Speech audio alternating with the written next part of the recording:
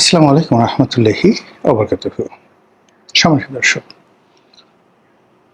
প্রধানমন্ত্রী তারেক রহমানের জন্য আগামী ৩টি মাস খুবই ঝুঁকিপূর্ণ,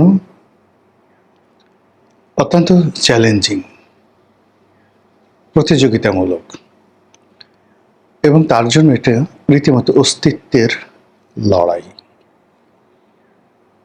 অবস্থাটা এরকম, বাঁচলে মানে গাজী, মরলে শহীদ। তিনি যদি এই ৩টি মাস চমৎকারভাবে টিকে যান এবং চালাতে পারেন, তাহলে দীর্ঘমেয়াদে এই সরকারের যে স্থিতিশীলতা এবং এই সরকারের যে টিকে যাওয়া, এটি অনেকটা সম্ভব হবে। কিন্তু এই ৩ মাসে যদি তিনি ব্যর্থ হন কিংবা ব্যর্থতার পথে এখন যেভাবে এগুচ্ছেন সেভাবে এগুতে থাকেন, তাহলে আর যাই হোক না কেন, ব্যক্তি হিসেবে তারেক রহমান সাহেব, তারপর তার পরিবার, তারপর তার দল এবং তার দলের সঙ্গে অন্যান্য যে সকল সাঙ্গপাঙ্গ, সাহায্যকারী, সহযোগী যারা জুটেছেন, সকলের জন্য এক বিভীষিকাময় দুর্নিবার বিপদ এবং বিপত্তি অপেক্ষা করছে। সেটা কেন এবং কিভাবে, একটা একটা করে আমি খুব ধীরে সুস্থে বলার চেষ্টা করব সংক্ষেপে। প্রথম কারণটা হলো প্রাকৃতিক। আপনি দেখুন যে কতগুলো পরিবার যাদের জীবনে দুর্ভোগ দুর্দশা নিত্য নৈমিত্তিক, কতগুলো পরিবার, কতগুলো ব্যক্তি যাদের জীবনে হতাশা, অপমান, দুঃখ, দুর্দশা, এমনকি আরো মারাত্মক কিছু, এটি অহরহ ঘটে থাকে। এদের জন্ম হয় মূলত কষ্ট পাওয়ার জন্য। কোনো পাপ না করলেও কি করেন আল্লাহ রাব্বুল আলামিন জানেন, এটা একটা প্রাকৃতিক বিষয়। তো সেই দিক থেকে আপনি যদি শহীদ প্রেসিডেন্ট জিয়াউর রহমান, তাহলে কিংবা বেগম খালেদা জিয়া, এদের জীবনের পুরোটা আপনি মূল্যায়ন করুন। আমরা এখন অনেকে বেগম জিয়াকে স্লোগান দিচ্ছি, কিন্তু তিনি তো জীবনের একটা বিরাট সময়, 17 বছর যে কষ্ট করেছেন, এটা পৃথিবীর কয়জন নারী এই কাজগুলো করেছে? কিংবা ধরুন এরশাদের জমানাতে তিনি পুরো 9টি বছর, এখানে 17 বছর বা 19 বছর, 111 থেকে এই পর্যন্ত 19 বছর তিনি যে কষ্ট করেছেন, আর 10 বছর এরশাদের জমানাতে, তো 10 আর 19, 29 বছর কন্টিনিউয়াসলি তিনি অপমানিত হয়েছেন, লাঞ্ছিত হয়েছেন, কষ্ট পেয়েছেন। তার আগে তার স্বামীর মৃত্যু, যে বিভৎস মৃত্যু, এবং পরিবারটি যেভাবে অসহায় করে রেখে যাওয়া হয়েছে। অর্থ সংকট ছিল, দুটো, একটা বালক আর একটি কিশোর সন্তান। তাদেরকে নিয়ে এই বিধবা মহিলার জীবনের যে সংগ্রাম, আচ্ছা বলুন তো, এই সংগ্রামের সঙ্গে আপনি তার আভিজাত্য, তার শিক্ষা, তার প্রাপ্তি, এগুলো মিলাতে পারবেন না। মনে হচ্ছে যে প্রাসাদ নন্দিনী প্রাসাদের মধ্যে বসে বন্দিনী হিসাবে কাঁদছেন। ওনার কষ্টগুলো, ওনার বেদনাগুলো যদি একত্রে করে দেওয়া হয়, এই কষ্ট আপনি রাস্তার যে একজন মুটে আছে, মজুর আছে, যিনি ইটের ভাটায় কাজ করেন আর সেই ইটের চুল্লির পাশে ঘুমিয়ে যান না খেয়ে, তাকেও যদি বলা হয় তুমি কষ্টগুলো নাও, কষ্টগুলো নেওয়ার পরে প্রধানমন্ত্রীর চেয়ারে বসো, রাজি হবেন না। এরপরে আসেন জিয়াউর রহমান সাহেব, সব কথা বাদ দেন। তিনি খালেদ মোশাররফের জমানাতে গ্রেপ্তার হলেন। ওই সময়টি তার বন্দি জীবন। পরবর্তীতে ক্ষমতা আরোহণ করার পরে আনুমানিক প্রায় 100-র মতো কূ হয়েছে, গোপন এবং প্রকাশ্যে।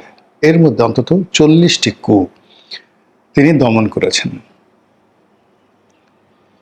এর প্রতিটা সময় এই খবর যখন আসছে, তার হৃদয় এবং মন মানসিকতার মধ্যে যে ভয়, আতঙ্ক, ঘৃণা, অনিশ্চয়তা তৈরি হয়েছে। এ জীবন কারো কাম্য নয়। এরপর তিনি যেভাবে তাকে মারা হয়েছে, ছিন্ন বিচ্ছিন্ন করে দেওয়া হয়েছে লাশ। আপনাদের মধ্যে কে বলেন তো রাজি হবেন যে 3.5 বছর আপনি ক্ষমতায় থাকবেন, ক্ষমতার পর চট্টগ্রাম সার্কিট হাউসে আপনাকে ওভাবে জিয়াউর রহমানের মতো ব্রাশ ফায়ার করে মেরে ফেলা হবে? এরকম ঘোষণা দিয়ে বাংলাদেশে একজন লোক আপনি পাবেন? কেউ পাবেন না, কেউ যাবে না। এখন তারেক রহমান সাহেবের জীবনে আসেন। তিনি কিশোর বয়সে পিতা হারিয়েছেন। তার মায়ের দুর্ভোগ এবং দুর্দশা চাক্ষুষ তিনি দেখেছেন, এবং কোনো সন্তানই তার পিতামাতার এই দুঃখ কষ্ট ধারণ করলে তার স্বাভাবিক মনোবিকাশ হয় না। এরপর তার নিজের উপর যে জুলুম চলেছে, অত্যাচার চলেছে, এবং তিনি 18-19 বছর এক্সাইলে দেশের বাইরে ছিলেন।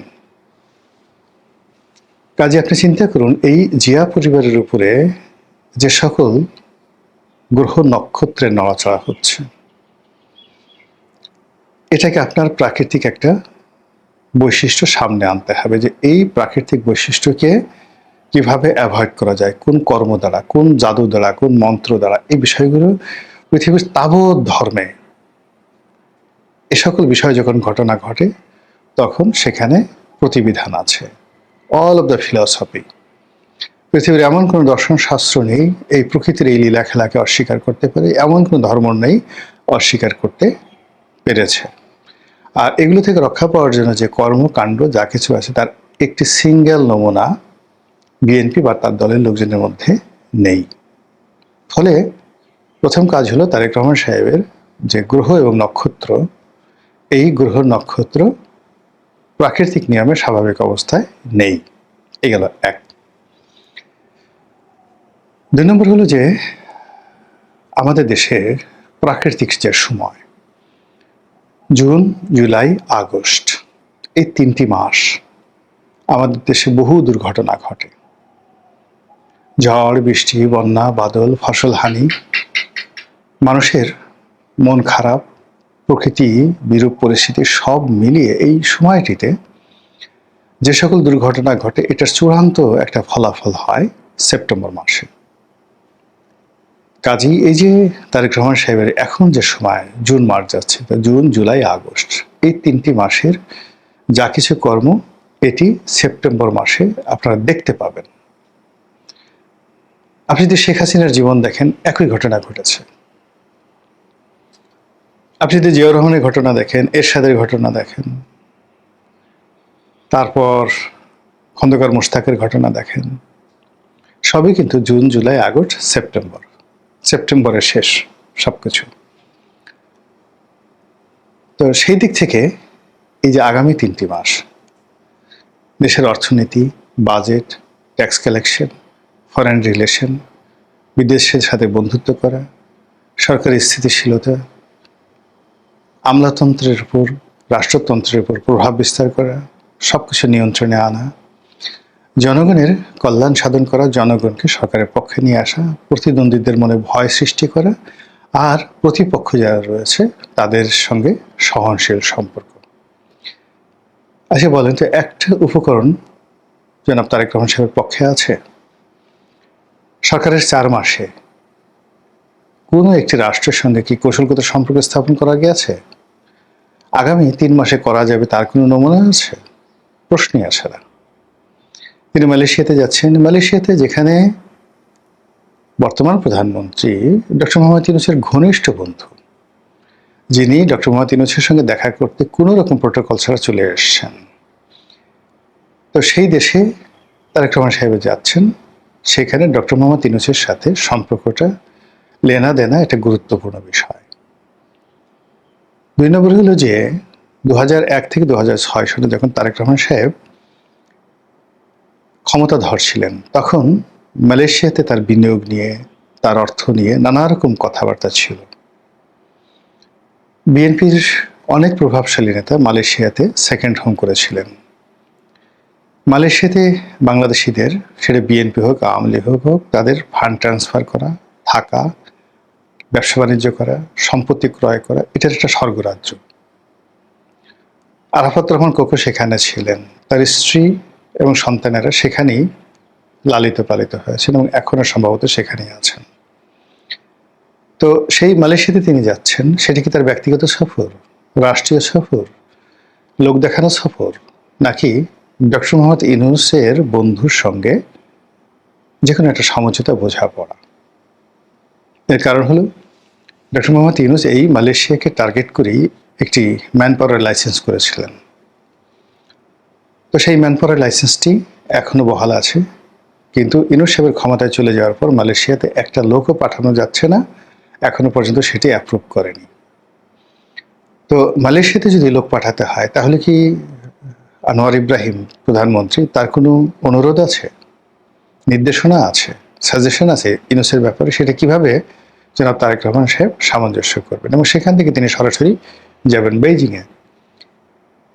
আমেরিকার সঙ্গে যে চুক্তি হয়েছে, যে কোঅপারেশন, সেই কোঅপারেশনটি মাথার উপর রেখে বেইজিংয়ে যাওয়াটাই মানে আমার কাছে ওয়াইজ মনে হচ্ছে না কোনোভাবে। খলিলুর রহমান বলেন, বাংলাদেশে এমন কোনো কূটনীতিবিদ নেই যে আমেরিকার এই যাকে বলা হয় চুক্তিটা মাথায় নিয়ে বেইজিংয়ের সঙ্গে সম্পর্ক স্থাপন করবেন এবং বেইজিংয়ের প্রাইভেট এবং পাবলিক ফান্ড বাংলাদেশে আনবেন।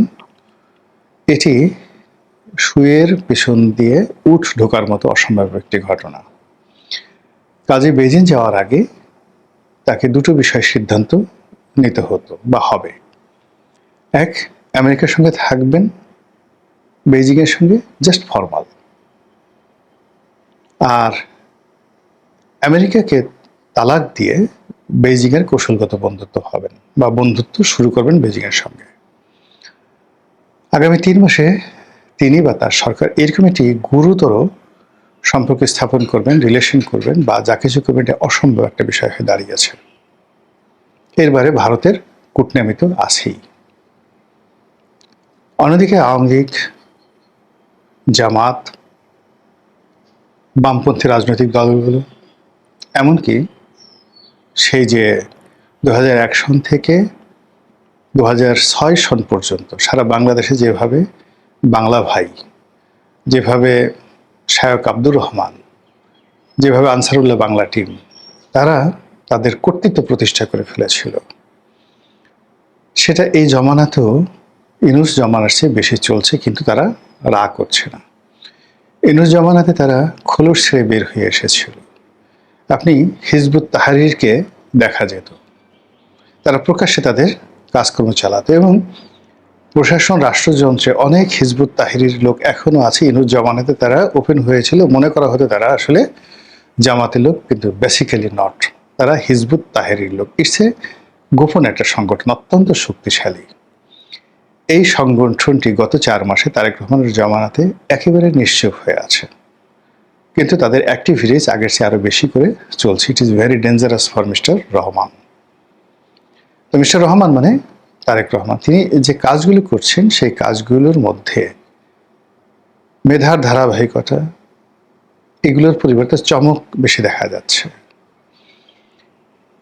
তিনি এখানে রাষ্ট্রসত্তার যে অস্তিত্ব, বিএনপির যে